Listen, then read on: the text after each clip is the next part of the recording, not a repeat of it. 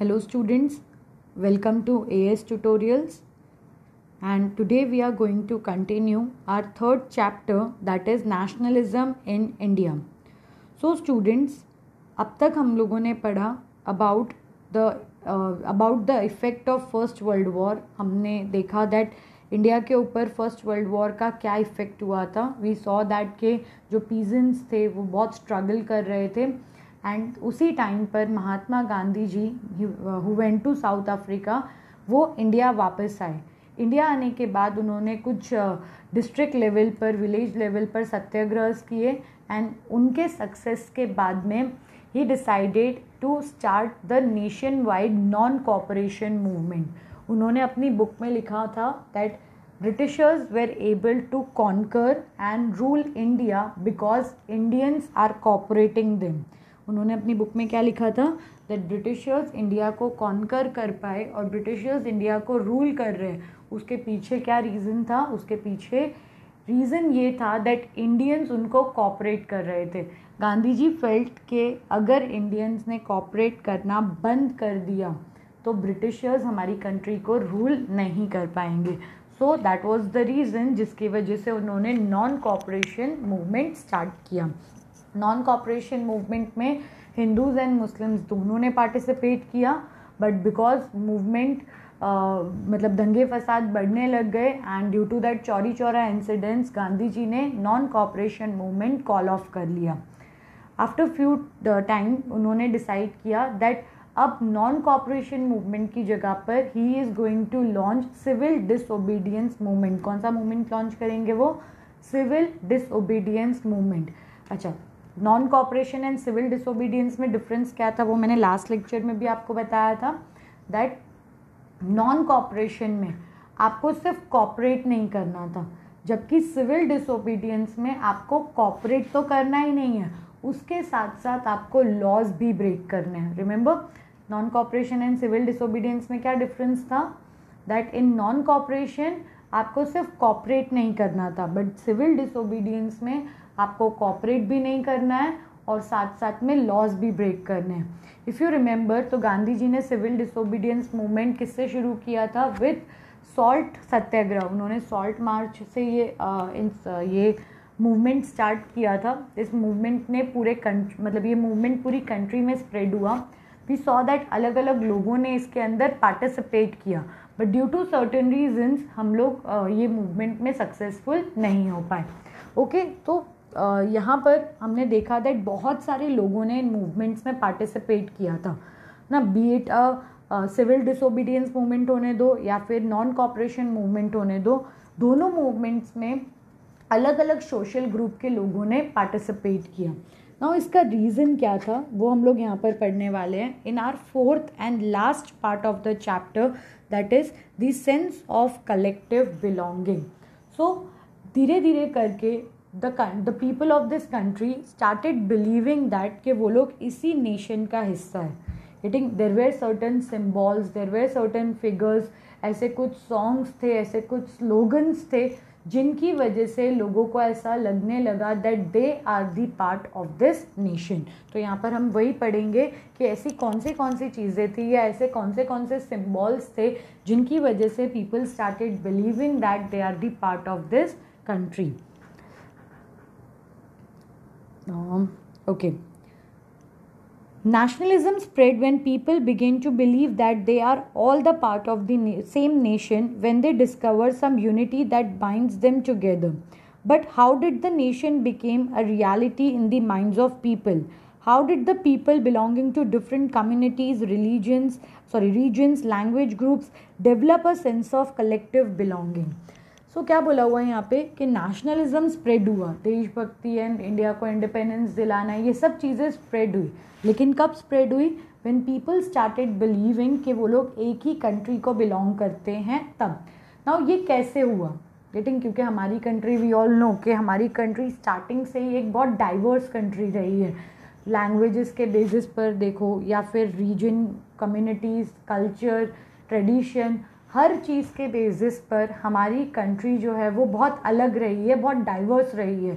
So what were the things जिनकी वजह से हमें यूनाइटेड फील हुआ, जिसकी वजह से हमें फील हुआ that we belong to the same nation, and उन्हीं चीज़ों की वजह से हमने अपनी देशभक्ति को इंक्रीज़ किया. We fighted the freedom, we fighted the struggle for the freedom. The sense of collective belonging came partly through the experience of united struggles, but there were also a variety of cultural process through which the nationalism captured people's imagination. History and fiction, folklore and songs, popular prints and symbols all played a part in the making of nationalism. सी क्या बोला हुआ है यहाँ पे, that nationalism का, या हम सब एक ही एरिया को, एक ही नेशन को बिलोंग करते हैं, ये एकदम से नहीं आया. गेटिंग कुछ मतलब partly we can say that लोगों ने साथ में स्ट्रगल किया. हमने देखा दैट उन्होंने, उनके साथ में जो इंसिडेंसेस हुए थे, तो पार्टली उसकी वजह से दे फेल्ट के they belong to the same nation. कुछ परसेंट किसने भी रोल प्ले किया, हमारी हिस्ट्री ने, दैट हम सब कॉमन हिस्ट्री, हमारी हिस्ट्री कॉमन है. देन सॉन्ग्स जो थे, जो कहानियाँ थी, प्रिंट्स थे, उन सब चीज़ों को सुनकर वी रियलाइज दैट कि हम सब एक ही नेशन को बिलोंग करते हैं. So we can say that struggle and जो हमारे पास हिस्ट्री थी, हमारे पास प्रिंट्स थे, हमारे पास जो फोकलोर्स थे, सॉन्ग्स थे, ये सब चीज़ों के through we felt that we belong to the similar nation. The identity of the nation, as you know, is the most often symbolized in a figure or image. Usually क्या होता है that एक country की जो identity है वो किसमें, वो आइदर एक इमेज या एक फिगर होता है. वी कैन सी दैट कि इंडिया में अगर हम भारत माता बोलते हैं, करेक्ट, सो ये भारत माता क्या रिप्रेजेंट करता है, ये हमारे नेशन का सिंबल है. गेटिंग, भारत माता का जो फिगर है, भारत माता का जो इमेज है, वो हमारे कंट्री को सिंबलाइज करता है. सो यहाँ पर वही बोला हुआ है दैट यूजुअली किसी भी नेशन का आइडेंटिटी एक फिगर या एक इमेज होता है. गेटिंग, आइदर वो फ्लैग हो सकता है या फिर किसी का पोर्ट्रेल हो सकता है, कुछ भी हो सकता है. जैसे हमारे यहाँ पे जो ट्राई कलर फ्लैग है, तिरंगा जो है, वो भी हमारी कंट्री की यूनिटी को रिप्रेजेंट करता है. भारत माता का जो इमेज है वो भी हमारी कंट्री की यूनिटी को रिप्रेजेंट करता है. The identity of the nation, as we know, is more often symbolised in a figure or a image. This help create an image with which people can identify the nation. It was in the 12th century with the growth of nationalism that the identity of India came to be visually associated with the image of Bharat Mata. क्या बोला हुआ है यहाँ पे, that ये भारत माता का जो image था, ये कब क्रिएट हुआ था, या वी कैन से कि कब हमने अपनी कंट्री को भारत माता के इमेज के साथ एसोसिएट करना स्टार्ट किया था, around in the 12th century. The image was first created by Bankim Chandra Chattopadhyay in the 1870s. He wrote Vande Mataram as a hymn to the motherland. Later, it was included in his novel Anand Mat and widely sung during the Swadeshi movement in Bengal. क्या बोला हुआ है यहाँ पे, that ये जो भारत माता का image था वो किसने क्रिएट किया था, it was created by Bankim Chandra Chattopadhyay. Then 1870s में उन्होंने वंदे मातरम लिखा था, and Vande Mataram was we can say एक स्लोगन टाइप बन चुका था, दैट जो भी हम स्ट्रगल के लिए जाते थे या स्लोगन्स बोलते थे, तो हर जगह पर ये वंदे मातरम को यूज़ किया जाता था. It was started from Bengal and उसके बाद धीरे धीरे करके it spread in the whole country. समझ में आया क्या बोला हुआ है यहाँ पे, that from 12th century nationalism India में इंक्रीज़ होने लग गया, करेक्ट, इमेजेस क्रिएट होने लग गए. लेकिन जो पहला क्लियर भारत माता का इमेज था वो किसने बनाया था, बंकिम चंद्र चट्टोपाध्याय ने बनाया था. देन उसके बाद 1870s में उन्होंने वंदे मातरम लिखा था. वंदे मातरम आज इफ़ अवेलेबल तो उनकी बुक है आनंद मत, उसमें भी वंदे मातरम के बारे में लिखा हुआ है उन्होंने. एंड धीरे धीरे करके Vande Mataram became the song which was sung in the movements. मतलब जब भी हम रैलीज करते थे या जब भी ऐसा कुछ भी स्ट्रगल हम करते थे, सो वंदे मातरम का जो कॉल था, मतलब जैसे ही वी कैन सी दैट जब इंडिपेंडेंस डे या रिपब्लिक डे पे वंदे मातरम का कॉल मतलब when people shout Vande Mataram, तो we get an different level of energy. So same चीज़ at the time of independence also, लोगों को जब एक साथ यूनाइट करना होता था तो वंदे मातरम का कॉल किया जाता था. People use to shout Vande Mataram, they use to call for it, and लोगों के अंदर जो थी वो एनर्जी आ जाती थी and they were able to participate in the movement. Okay, moved by the Swadeshi movement, Rabindranath Tagore painted his famous image of Bharat Mata. In this painting, Bharat Mata is portrayed as an ascetic figure. She is calm, composed, divine, and spiritual. In the subsequent years, the image of Bharat Mata acquired many different forms as it circulated in the popular prints and was printed by different artists. Devotion to this mother figure came to be seen as the evidence of one's nationalism. Okay, so क्या बोला हुआ है यहाँ पे कि बाद में भारत माता का जो इमेज था, यू कैन सी दैट यहाँ पर जो भारत माता का इमेज है वो किसने प्रिंट किया है, किसने ड्रॉ किया है, रविंद्रनाथ टैगोर ने ड्रॉ किया है. एंड अभी का जो प्रेजेंट भारत माता का इमेज है वो कम्प्लीटली इससे डिफरेंट है. सो जैसे जैसे टाइम निकलता गया, जैसे जैसे नए आर्टिस्ट आते गए, भारत माता का जो इमेज था वो थोड़ा थोड़ा चेंज होता गया. But you can see a similarity that ये इमेज में भी वी कैन सी कि भारत माता को एकदम काम दिखाया हुआ है, एकदम डिवाइन स्पिरिचुअल दिखाया हुआ है. एंड इवन आज का जो भारत माता का हम इमेज देख सकते हैं, इवन वो इमेज भी काम है, कंपोज है, and it is divine. Now धीरे धीरे करके अब क्या होने लग गया दैट जैसे हमारा जो नेशनल फ्लैग है, अगर हम उसकी तरफ अपना डिवोशन दिखाते हैं तो दैट मीन्स हम अपनी कंट्री की तरफ डिवोटेड है. सेम चीज़ किसके साथ थी, with the figure of Bharat माता. गेटिंग भारत माता का जो इमेज था, मदर इंडिया का जो इमेज था, वी कैन से कि वो इमेज की तरफ अगर आप डिवोटेड हो तो it use to show that कि आप अपनी कंट्री की तरफ भी डिवोटेड हो. Ideas of nationalism also developed through a movement to revive Indian folklore. Okay, यहाँ पर अभी एक और पॉइंट दिया है दैट इंडियंस के अंदर एक टाइप का कॉन्फिडेंस बिल्डअप करने के लिए क्या किया गया था, दैट बहुत सारे लीडर्स ने इंडियन हिस्ट्री को रिवाइव किया था. इस टाइम तक, मतलब जब तक ये बुक्स वगैरह नहीं लिखी गई थी, तब तक जो इंडियंस थे वो ब्रिटिश हिस्ट्री पढ़ते थे. दैट इज़ ब्रिटिशर्स ने इंडिया के बारे में जो लिखा है वो पढ़ते थे. नाउ ब्रिटिशर्स ने इंडियंस को एज प्रिमिटिव शो किया था, मतलब हम लोग लाइक जिनको कुछ भी नहीं आता, जो ब्लैक मैजिक में बिलीव करते हैं एंड जो इन्फीरियर हैं, समथिंग कुछ ऐसा शो किया था. And due to that reason हमारे मन में हमारी एक इमेज बन चुकी थी दैट ब्रिटिशर्स जो है वो सुपीरियर हैं एंड हम इन्फीरियर हैं. एंड इस वजह से हम ब्रिटिशर्स के अगेंस्ट फाइट नहीं कर पाते थे. सो लीडर्स ने क्या स्टार्ट किया, उन्होंने हिस्ट्री को रिवाइव करना स्टार्ट किया and Indian point of view से उसको लिखना शुरू किया. वी कैन सी दैट यहाँ पे लिखा हुआ है, in the late 19th century India nationalists began recording folk tales sung by bards and they toured village to gather folk songs and legends. These tales, they believed, gave a true picture of traditional culture that has been corrupted and damaged by the outside forces.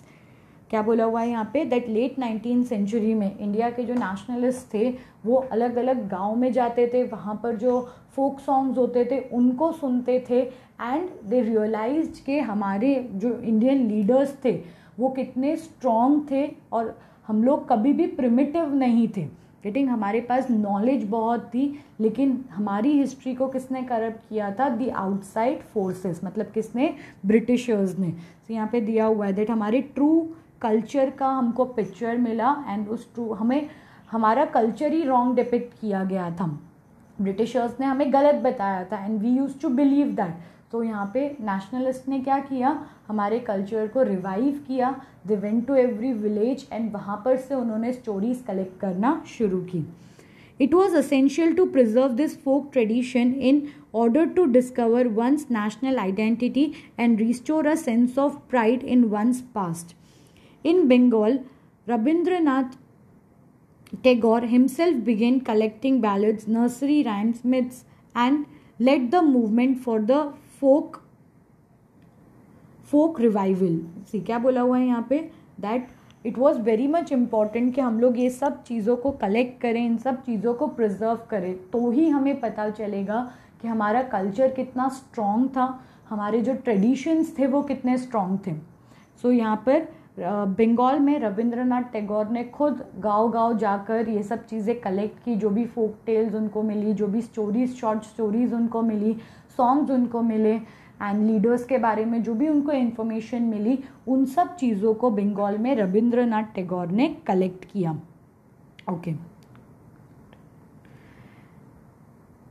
In Madras, Natasha Shastri published a massive 4-volume collection of Tamil folk tales, the folklore of southern India. He believed that folklore was national literature. It was the most trustworthy manifestation of people's real thoughts and characteristics.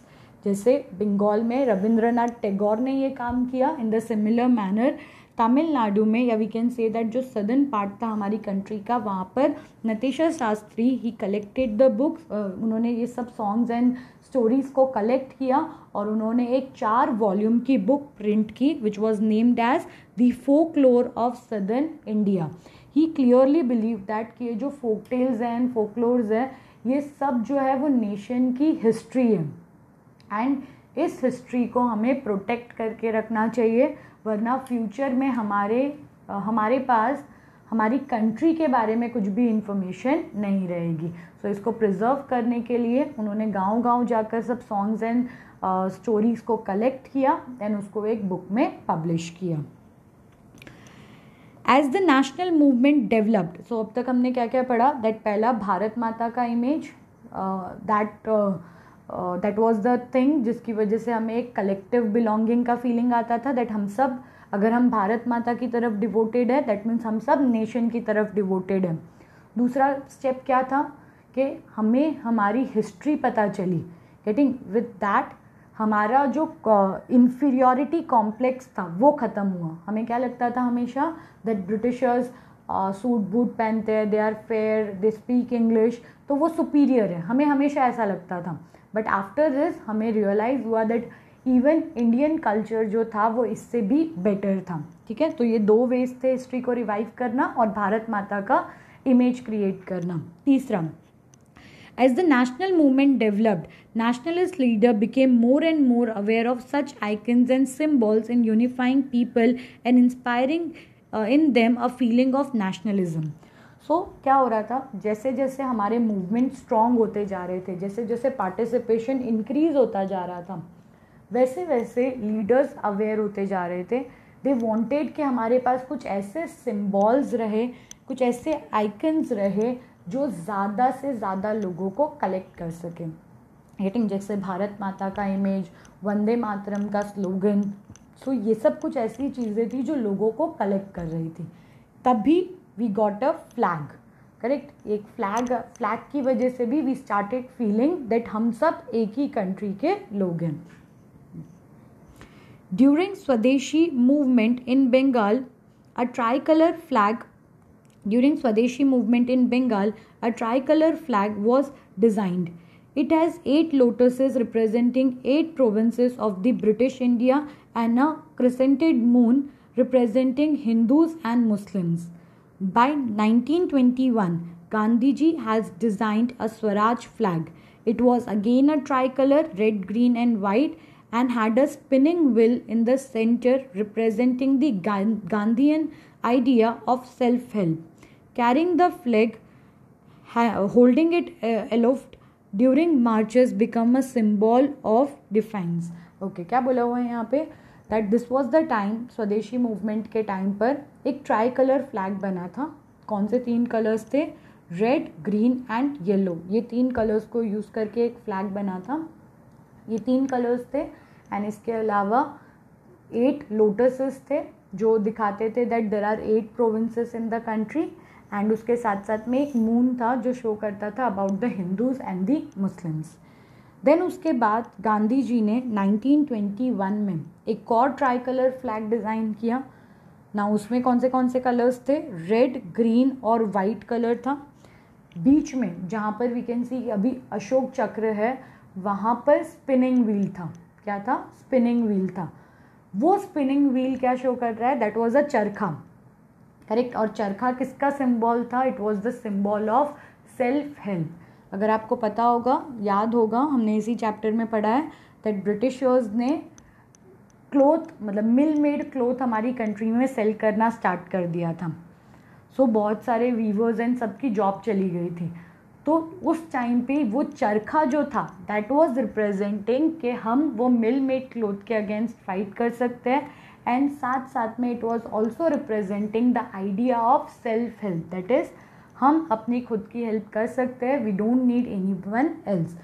Getting? So ये idea के साथ गांधी जी ने एक flag बनाया था। The colour was red, green and white, और बीच में क्या था? There was a spinning wheel. वो क्या शो कर रहा था? It shows the Gandhian idea of self help. Now इस फ्लैग को कैरी करना, जहाँ पर भी मार्चेस होते थे, रैलीज होती थी, हर जगह पर इस फ्लैग को कैरी किया जाता था। एंड इस फ्लैग को कैरी करना मतलब क्या शो करता था? That you are fighting for your country. So ये तीसरा था। We saw that slogan, Bharat Mata का इमेज, देन जो फोक टेल्स थी, एंड ये फ्लैग, ये सब कुछ ऐसी चीज़ें थी जो हमें बता रही थी कि हम सब एक ही कंट्री को, एक ही नेशन को बिलोंग करते हैं। एंड ये सब चीज़ें हमें हेल्प कर रही थी हमारी देशभक्ति को इंक्रीज करने में। गेटिंग? ओके, यहाँ पे हमने जो सेकेंड पॉइंट पढ़ा था वो folk tales and folklores collect किया, उसको वापस एक्सप्लेन किया हमें। Another means of creating a feeling of nationalism was through reinterpretation of history. I have told you earlier कि फोक टेल्स एंड फोकलोर्स के थ्रू भी यही किया गया था। And again we will see कि कैसे हिस्ट्री को री इंटरप्रिट किया था। I told you that Britishers ने इंडियन हिस्ट्री को उनके वे में लिखा था। सो उनके वे की हिस्ट्री में इंडियंस हमेशा इंफीरियर दिखते थे। सो इंडियन लीडर्स ने क्या किया? हिस्ट्री को री इंटरप्रिट किया। By the end of 19th century, many Indians began feeling that to instill a sense of pride in the nation, Indian history had to be thought about differently. The British saw Indians as backward and primitive, incapable of governing themselves. In response, Indians began looking into the past to discover India's great achievement. They wrote about the glorious development in the ancient times when art and architecture, science and mathematics, religion and culture, law and philosophy, crafts and trade had flourished. Okay, क्या बोला हुआ है यहाँ पे?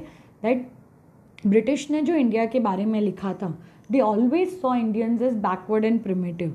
सो leaders को क्या लगा? That it was important कि ब्रिटिशर्स को एंड इंडियंस को बताया जाए कि उनका जो नेशन है, उनकी जो कंट्री है, उनके पास्ट जो था वो बहुत बेटर था। गेटिंग? ब्रिटिशर्स ने जो लिखा है उससे बहुत बेटर था। इसीलिए हर टॉपिक पे, करेक्ट, आर्ट के रिलेटेड हो, आर्किटेक्चर हो, science, maths, religion, culture, law, philosophy, craft, trade, हर एक चीज़ के बारे में बताया दैट ब्रिटिशर्स के आने से पहले हमारी कंट्री में ये सब चीज़ें फ्लरिश करती थी। दैट वाज हमारी कंट्री हर एक चीज़ में बहुत बेटर थी। This glorious time in their views was followed by the history of decline when India was colonised. क्या बोला है? उन बुक्स के अकॉर्डिंग, उन लीडर्स के अकॉर्डिंग इंडियन हिस्ट्री जो थी वो बहुत बेटर थी, लेकिन धीरे धीरे करके हमारी जो ग्लोरियस हिस्ट्री थी वो डिक्लाइन होने लग गई। एंड कब डिक्लाइन होने लग गई? When India was colonised. That is clearly it was seen that कि ब्रिटिशर्स के कैप्चर करने के बाद, ब्रिटिशर्स के रूल के टाइमिंग पर इंडियन कल्चर जो था वो धीरे धीरे करके डिस्ट्रॉय होता जा रहा था। This nationalist histories urged the readers to take pride in India's great achievement in the past and struggle to change the miserable condition of life under the British rule.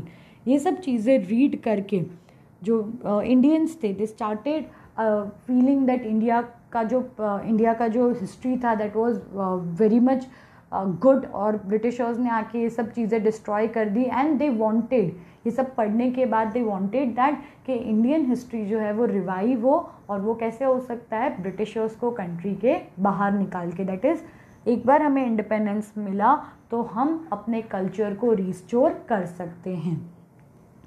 Now इसका एक problem भी हुआ था, इसका एक side effect भी हुआ था. The side effect was this efforts of unifying people were not without problem. When the past being glorified was Hindu, when the images celebrated were drawn from Hindu iconography, then people of the other communities felt left out. Okay, so क्या बोला हुआ है यहाँ पे, that जब past को revive किया गया तो it was seen that जो majority of चीज़ें थी वो किसके related थी, it was related to Hindus. Even आप अगर देखोगे तो भारत माता का इमेज जो था एंड जो कुछ भी था वो सब हिंदू कल्चर से आया हुआ था. सो बाकी के जो कम्युनिटीज़ थे उनको लेफ्ट आउट फील हुआ. दे फेल्ट दैट कि ये जो भी चीज़ें हो रही है वो सिर्फ किसको ग्लोरीफाई कर रही है, वो इंडिया को ग्लोरीफाई नहीं कर रही, वो सिर्फ हिंदू कम्युनिटी को ग्लोरीफाई कर रही है. तो जो बाकी की कम्युनिटीज़ थी they started feeling left out. So यहाँ पर अपना सेंस ऑफ कलेक्टिव बिलोंगिंग ख़त्म होता है. हमने क्या क्या पढ़ा इसमें. द फर्स्ट वॉज कि भारत माता का इमेज बनाया गया था, वंदे मातरम का जो स्लोगन था वो दिया गया था, then folk tales and folklores को लिखा गया था. फिर उसके बाद हमने फ्लैग बनाया था, इंडियन नेशनल फ्लैग. एक बार it was made at the time of Swadeshi movement और दूसरी बार 1921 में गांधी जी ने बनाया था. Both the time it was a try colour flag. And lastly क्या बोला है, हिस्ट्री को री इंटरप्रेट किया गया था. So this all were the ways जिससे हमें रियलाइज़ कराया गया था that we all belong to the same nation and हम सब एक ही कंट्री के लिए फाइट कर रहे हैं. लास्ट पार्ट आता है about the conclusion. So let's see conclusion में क्या दिया हुआ है. A growing anger against the colonial government was thus bringing together various groups and classes of Indians into a common struggle for freedom in the first half of the 20th century. The Congress, under the leadership of Mahatma Gandhi, tried to channel people's grievances into organized movement for independence. Through such movement, the nationalists tried to forge the national unity. But we have seen diverse groups and classes participated in this movement with varied aspirations and expectations. As their grievances were wide-ranging, freedom from colonial rule also meant different things to different people. The Congress continuously attempted to resolve differences and ensure that the demands of the one group did not alienate other. This is precisely why the unity within the movement often broke down. The high points of the Congress activity and nationalist unity were followed by phases of disunity and inner conflicts between groups. In other words, what was emerging was a nation with many voices wanting freedom from colonial rule. So lastly क्या बोला है कि हमने पूरे chapter में देखा that बहुत सारे लोग थे जिन्होंने इस फ्रीडम स्ट्रगल में पार्टिसिपेट किया था. अलग अलग ग्रुप्स थे and Congress was the leading party at that time. और कांग्रेस के जो लीडर थे महात्मा गांधी, उनकी लीडरशिप में अलग अलग लोगों को ऑर्गेनाइज किया गया था to fight for the independence. But we have seen के सबके जो एस्पिरेशंस थे, सबकी जो डिमांड्स थी फ्रीडम को लेकर वो अलग अलग थी. लेकिन कुछ लोगों के लिए स्वराज मतलब क्या था, दैट वो प्लांटेशन वर्कर्स का हमने पढ़ा, दैट स्वराज मतलब they would be able to move freely. Businessman के लिए स्वराज मतलब प्रॉफिट्स था, पीजेंट्स के लिए स्वराज मतलब के टैक्सेस पे नहीं करने पड़ेंगे. तो सबके लिए स्वराज का मतलब अलग अलग था. एंड कांग्रेस वाज ट्राइंग के ये सबका जो भी what we can say that सबकी जो डिमांड्स हैं उन डिमांड्स को एक साथ कलेक्ट कर पाए. बट क्योंकि बार बार इंटरनल कॉन्फ्लिक्ट्स होते रहते थे, ड्यू टू दैट रीज़न हम लोग प्रॉपर तरीके से यूनाइटेड होकर स्ट्रगल नहीं फाइट कर पाते थे. हमने देखा है दैट बीच में हिंदू मुस्लिम्स में डिसयूनिटी हुआ, हिंदू मुस्लिम्स को यूनाइट किया तो फिर से दलित्स ने फाइट बैक किया. सो कंट्री के अंदर ये इंटरनल कॉन्फ्लिक्ट्स जो थे वो राइज हो रहे थे. व्हाट्सोएवर इट वाज, जो भी कॉन्फ्लिक्ट्स थे, जो कुछ भी था, but there was one thing common in मतलब इन एवरी पर्सन. हर एक पर्सन में एक चीज़ कॉमन थी, या we can say that India के बारे में एक चीज़ कॉमन थी, दैट इंडियंस वांटेड कि हमारे पास अब एक इंडिपेंडेंट नेशन हो. दैट इज़ किसी की भी कोई भी डिमांड हो, बट हर एक डिमांड का जो एंड पॉइंट था वो क्या था? Independence. Independence from home? The colonial government. So students, यहाँ पे हमारा ये चैप्टर ख़त्म होता है. I will send you the notes related to this chapter. Thank you, students.